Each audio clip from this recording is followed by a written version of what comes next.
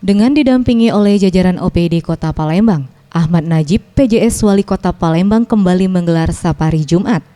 Kali ini di Masjid Nurul Hidayah, Lorong Lama, Jalan Mayurjen, Kelurahan Sungai Lais, Kecamatan Kalidoni.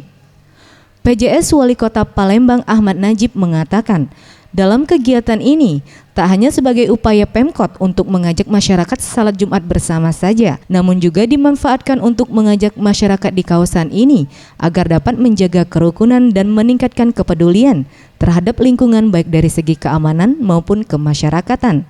Mengingat beberapa hari belakangan, banyak terjadi peristiwa yang merugikan di beberapa daerah di Indonesia. Terlebih Palembang akan menyelenggarakan Pilkada dan Asian Games pada Agustus. Menunaikan ibadah sholat Jumat berjamaah.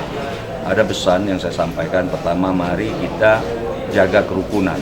Ya, jadi masyarakat yang berada di Kelurahan Sungai Lais ini untuk peduli lingkungan masyarakat. Karena akhir-akhir ini banyak terjadi hal-hal yang merugikan kita semua.